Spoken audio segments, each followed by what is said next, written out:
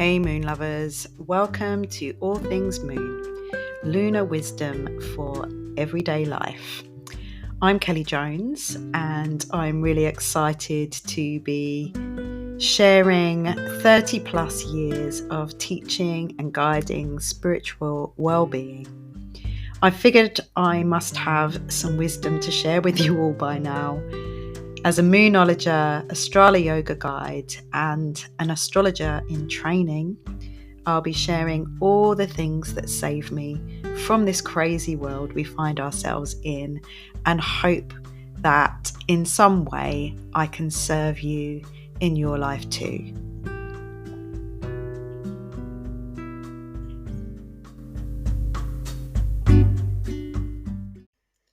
Hey Moon lovers, welcome to the first episode of Lunar Wisdom for Everyday Life with myself, Kelly Jones. And in this first episode, I'll be telling you some of my story so you know how I ended up at this moment, why I'm sharing it with you, and what you can do to start living a more lunar inspired life. So, just before I came on, a little ritual I always do for myself is to give myself a moment to stop, soften, breathe, center myself, notice how I feel. And that is Strala Yoga training. I'm a Strala Yoga guide, and Strala Yoga is something that saves me day after day after day. So that's part of what I did before I came on here. And I also pulled an oracle card from the Rebecca Campbell Work Your Light Oracle deck.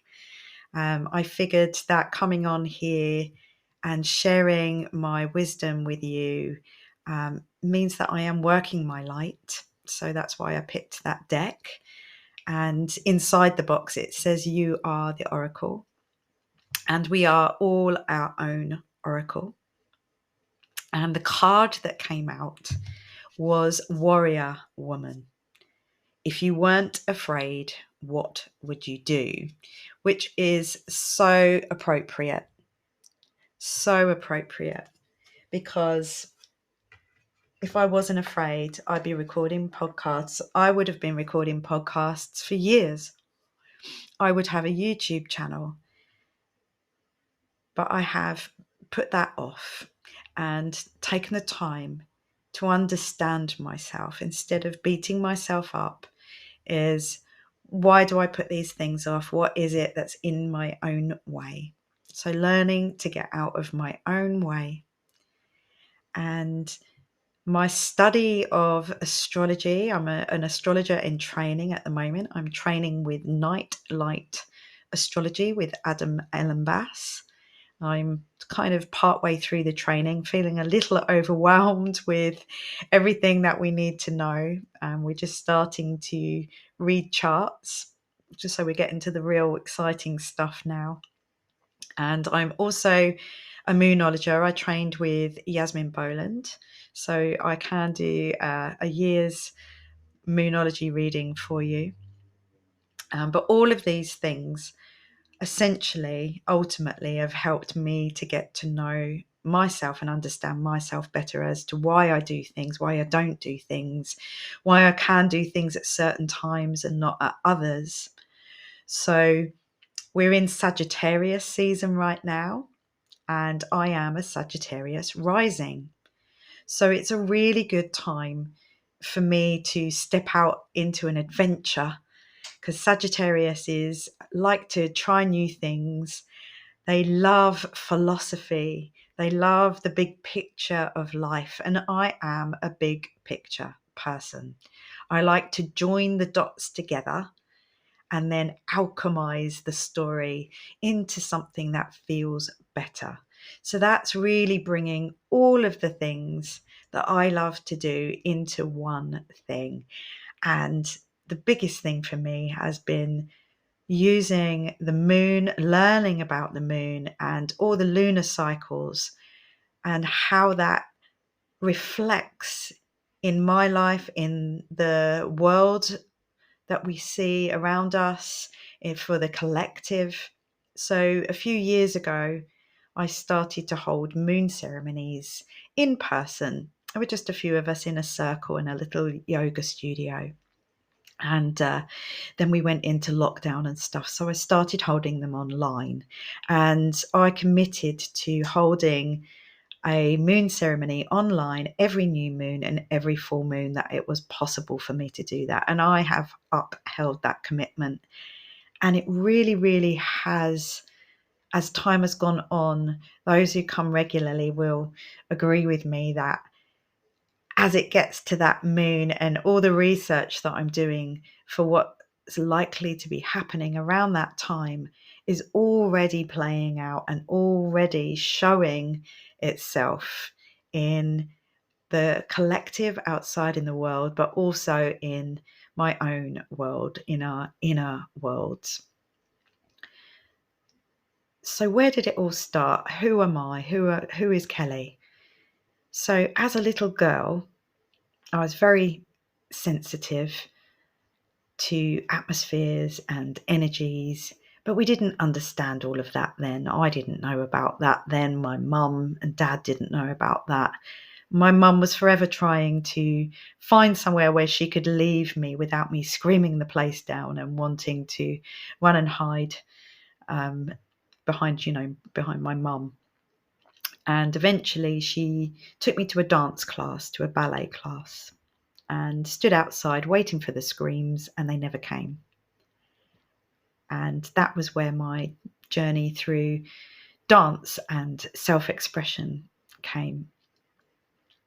And I can remember one of my very first memories is of sitting in a circle with our legs out in front, with my little plimsolls on. I didn't even have any ballet shoes then. And with us doing good toes, naughty toes, which is pointing your toes and flexing them back. And I have got really, really bendy feet. And the teacher said, everyone look at Kelly's toes. And that was my very first experience of having something special and different about me. And still to this day, when I point my toes in a class, people always comment on my feet. But anyway, what that did was I started to always want to have something different to everybody else. And my mum would take me all the way to London to buy a pair of shoes just so that I had something that nobody else had. And I could never understand. I'd get very frustrated when people always seem to copy me. And so I would, throughout life, I've always been trying to do something different and other people copied me. And I'd get really irritated about that until as I've got older and I've started the self-love club. I started that quite a few years ago and then started to study the moon and the stars much more in depth and started to learn about myself. I know that as a Cancerian, I am a cardinal sign. So Cancerian is a cardinal sign. Cardinal signs are leaders. I'm a Sagittarius rising. And Sagittarius like to adventure into something new, into the big picture, to join the dots together, philosophizing. So these things helped me to understand. These are very basic, very general things, but I'm trying to give you a picture of how starting to learn about my birth chart has helped me to understand myself and why I've done things, and realizing that I inspire people to try new things, to look at things in a different way, from a different perspective, from a broader, larger perspective. And when people tell me their story, I can always join the dots together for them from all the things that have happened and show them a much more brighter and a feel better story for them. So all of this has led me to this moment now of wanting to share my wisdom with you. And just going back a little bit again. So I entered life as a dancer. So I went to a full-time theatre school from the age of 13, which led me to theatre college.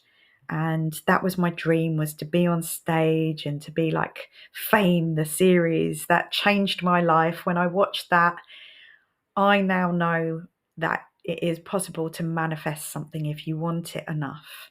I saw that series and I wanted to go to a theatre school just like that, where the bell rang and you sat there in a little chair with your desk attached to your chair, and we went dancing in between lessons. And actually, part of our full-time school was 2 days a week was singing, dancing, acting, public speaking, theatre arts, and I was in my element. I never ever missed a day of school once I went to theatre school. Previous to that, at what I would call a normal state school, those sensitivities that I have of being an empathetic, highly sensitive person, I really struggled to be in such large groups of people.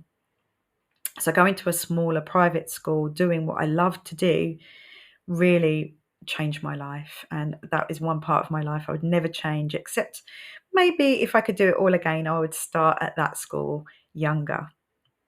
So jumping forwards to my career as a dancer, back in the 80s and the early 90s, to have a career as a dancer, you really needed to be 5'4" minimum. And I didn't grow taller than 5 foot and half an inch. So I really struggled to get work in the chorus line. So it was really whether I could, get a job as a main part in something, having to have, all areas that you could sing, you could act, you could dance, you had to stand out from the rest. And now I realize at this older age of 53 years old that I probably did stand out from the rest, but my confidence at that age, my sensitivities in that harsh world where you're being judged, it's competitive, there's bitchiness. I really just, went into my Cancerian shell and really didn't come out again for quite a long time, and really sabotaged that career. So I ended up apart from waitressing, because you do a lot of that when you're auditioning for jobs, to earn some money, you end up as a waitress. So that gave me a lot of training in customer service and looking after people, something I'm really good at as a Cancerian. So from then it was like time to get a real job. So I entered into the world of fitness and management, and I trained when I was 21 to be a fitness instructor. I worked as a deputy manager in a health place, and that was really where I started my journey of into well-being. But I was always into something a little different. So I was always going to mind body spirit fairs with my mum, and on a constant journey to heal my skin, because my skin was something I believe now was a symptom of me wanting to be seen and not wanting to be seen. So being very conflicted between wanting to be out there and be noticed and to not be noticed. And why would that be a conflict? Whereas a sensitive person in a very bitchy, judgmental, competitive world, if you're really good at something, I learnt very young that if you're good at something, then someone won't like you for it and it will upset them. So it sent me on a long journey of this people-pleasing behaviour that it's taken me absolutely years, really, until now that I'm a little older in my postmenopausal crone age, to really accept all of those things without any regret and know that it was all part of my journey to help others who feel the same. So having bad skin, I was always looking for something to heal my skin, and that led me down many paths. So I trained to become I was a reflexologist and a Reiki master. I've trained in lots of different modalities like hypnotherapy, neuro linguistic programming, EFT, which is emotional freedom technique, always exploring and researching myself as my own project of healing. All these things that got in the way of me being me. And eventually, what happened is I ended up training to become a Pilates teacher. Pilates was something that I trained in at theatre college, and all of a sudden this thing came up that nobody else was doing. Funny that. And I started Pilates classes, and all of a sudden I found my little stage in something that I shone at. And I got really well known quite fast as being my unique selling point was that I tell stories to teach Pilates. And at the same time, I started yoga classes, which was something I did for myself. And part of me didn't want to become a yoga teacher because I wanted to keep that thing for myself as my pastime, as something I did to help me recover from teaching Pilates. And eventually I opened my own little studio. And over 16 years, I grew it from a tiny studio into a big studio. And I always had yoga teachers with me. And eventually I realized that I wanted to teach yoga. But again, I sabotaged that because I felt as though somewhere inside me, I felt as though someone wasn't going to like me for it because I'd put myself in this position of being the Pilates teacher and having lots of other yoga teachers. And, incredibly, it can be quite a judgmental world, yoga, even though yoga as a lifestyle is supposed to be leading you to a place of non-judgment, of letting go of ego. And I was getting the point of that, but I felt surrounded by ego and judgment. And so therefore I kept myself small. And so, the reason I tell you any of this is I'm sure that there's somebody resonating out here where you felt as though you weren't going to be liked or you were going to upset somebody. So to avoid that conflict, you kept yourself playing the smaller part. So I feel as though my teaching Pilates was me being the plain Jane sister of the yoga me. Eventually, I found Strala Yoga, and it was actually 7 years ago because I've just seen a memory on Facebook today of being in New York for the first time, taking my first certification course with Tara Stiles. And I discovered Strala Yoga, and Strala Yoga, the whole thing about it is not about how good at it you are. It's all around how it makes you feel. How do I feel when I'm doing this? It takes the rules out. It's slightly rebellious that way. We don't need to learn Sanskrit. I definitely didn't speak Sanskrit in a former life. I found it very difficult to learn other languages, so I could make up my own names for exercises if I wish. And the whole point of it is to soften you, to simplify things, to come from a place of ease and calm, and to simply notice how you feel. So combining that with my love of astrology and all things moon, the Cancerian moon child, the Sagittarius rising, and not to forget, my moon sign is Virgo. So I love to analyze emotions, my own emotions. So you can see that my birth chart was destined for me to be doing what I'm doing right now. So I feel like that's enough about me for now. I would like to know about you. There is a Q&A box at the bottom of this episode, and I shall also switch on the ability for you to leave me a voice message. So you can either leave me a little voice message with any questions that you have, or you can write in the Q&A box anything you'd like to ask me.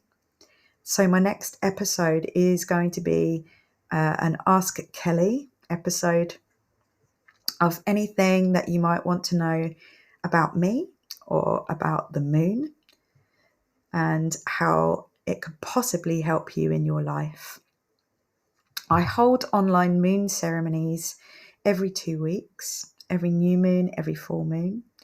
And I have also just started Cacao Yoga and the Moon classes. They are an in-person class in my local area in near Chelmsford in Essex in the UK. And I will also be recording some of those classes to put online for you as well.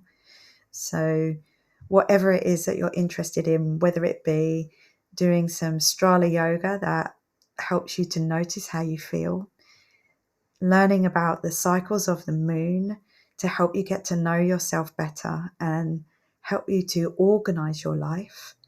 And also, I will be having some guests on here who will mostly be people that I know who have been following the moon as well and how they use it in their lives and how that can help you. And any suggestions are welcome. And I'm going to kind of call it a day there and sign off. And hope that this has given you some kind of food for thought and some kind of inspiration and may have, sparked something inside of you that wakes you up to living a more moon-inspired life. And I hope this has served you in some way. And I can't wait to be back and sharing again with you soon. Bye for now.